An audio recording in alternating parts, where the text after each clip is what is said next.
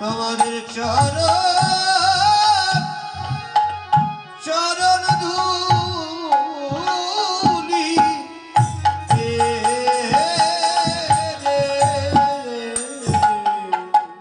তত্ত্বজ্ঞ জানাই দিয়েছেন মা, অনন্ত কোটি জীবকে পদাবলী কীর্তন যদি উপদেশমূলক কীর্তন না হয়, ওই কীর্তন শুনেও লাভ নাই, করেও লাভ নাই। মহাজন বলেছেন, মানুষকুলে জন্ম নিয়ে কেউ যদি পশুর মতো আচরণ করে, দ্বিতীয়বার তার পশুকুলে জন্ম হয়। মানুষকুলে জন্ম নিয়ে কেউ যদি মানুষের মতো আচরণ করে, তৃতীয়বার তার মানবকুলে জন্ম হয়। মানবকুলে জন্ম নিয়ে কেউ যদি মহামানব মহাপুরুষের মতো আচরণ করে, দ্বিতীয়বার তার জন্ম নিতে হয় না, সে একমাত্র গৌরীর চরণ প্রাপ্তি হয়ে যায়।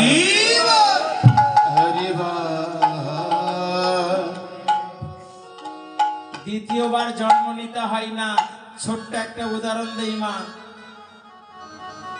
ধান চেনেন তো? যে ধান সিদ্ধ হয় মাঠে সরেলে কি গাছ হয়? রাধে। তত্ত্বজ্ঞ জানাই দিলেন, যে ধান সিদ্ধ করলে মাঠে যেমন ছড়ালে গাছ হয় না, যে দেহটা হরিনামে সিদ্ধ হয়ে যায়, ওই দেহ ওই ভক্তের আর জন্ম হয় না, সে একদম ভগবানের চরণ প্রাপ্তি হয়ে যায়।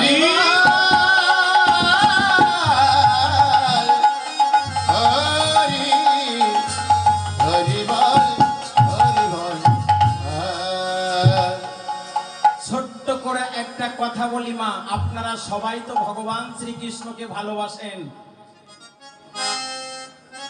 বাসেন তো বাবা?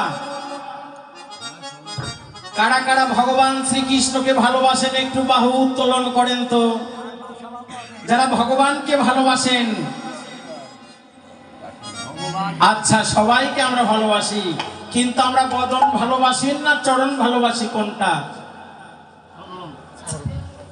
মা? আমরা বদন ভালোবাসি না চরণ?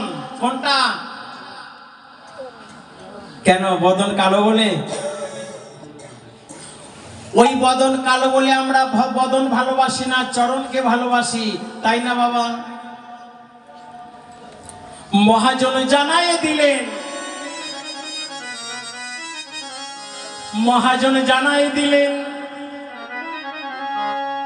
ভগবান শ্রীকৃষ্ণের বদন কালো বলে নয়, চরণ কেন ভালোবাসে?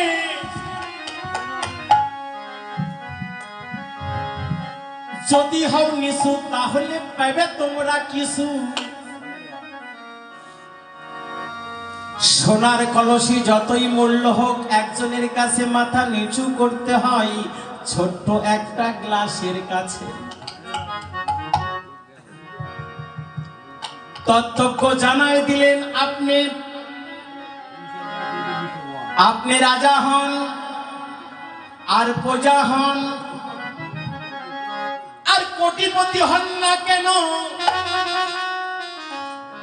যত বড় হন না কেন, যতক্ষণ বৈষ্ণব চরণে মাথা নিচু না করবে, ততক্ষণ ভগবান শ্রীকৃষ্ণের করুণা হবে না, হবে না। হরি বল।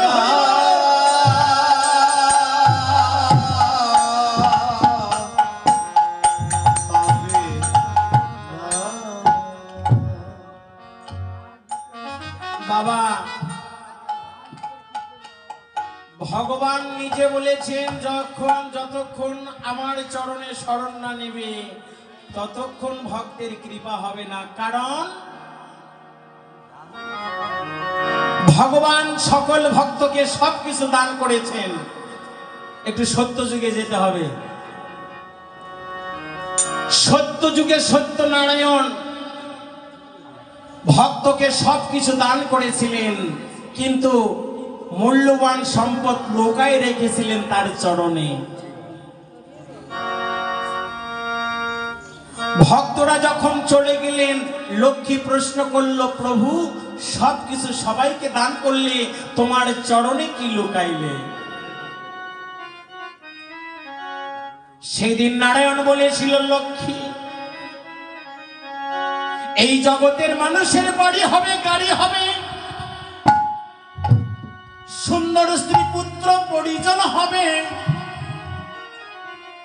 কিন্তু শান্তি হবে না।